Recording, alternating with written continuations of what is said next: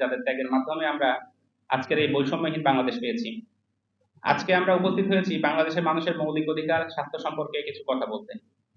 বর্তমানে স্বাস্থ্য সংস্থা কমিশন এবং স্বাস্থ্য মন্ত্রণালয়ের প্রদত্ত তথ্য অনুযায়ী বাংলাদেশের সরকারি স্বাস্থ্যসেবা প্রতিষ্ঠানে প্রায় 12,980টি চিকিৎসক পদ শূন্য রয়েছে। ফলশ্রুতিতে সাধারণ জনগণ পর্যাপ্ত সরকারি চিকিৎসা সেবা পাচ্ছে না বা বঞ্চিত হচ্ছেন। সমাজের বিত্তশীলেরা বেসরকারি প্রতিষ্ঠান থেকে চিকিৎসা নিতে পারেন এবং ক্ষেত্র বিশেষে বিদেশে গিয়েও চিকিৎসা গ্রহণ করতে পারেন। তবে তৃণমূলের অধিকাংশ জনগোষ্ঠী একমাত্র অবলম্বন সরকারি স্বাস্থ্যসেবা প্রতিষ্ঠানসমূহ। প্রায় 12,980টি চিকিৎসক পদ ফাঁকা রেখে স্বাস্থ্যসেবা নিশ্চিত করা অত্যন্ত দুরূহ একটা কাজ।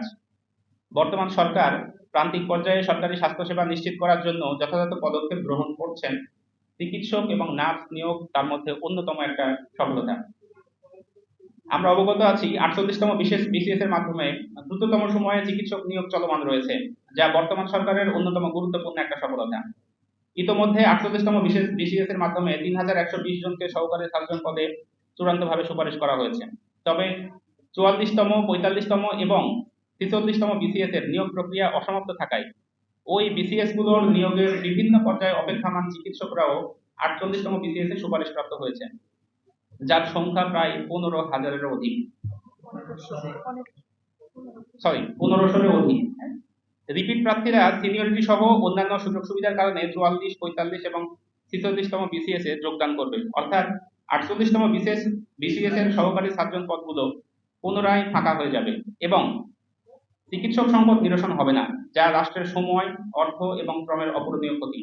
একই সাথে বিশেষ বিসিএস নেওয়ার মাধ্যমে তৃণমূল জনগোষ্ঠীকে সরকারি স্বাস্থ্যসেবা জোরদারের উদ্দেশ্য ব্যর্থ হবে বলে মনে করছি।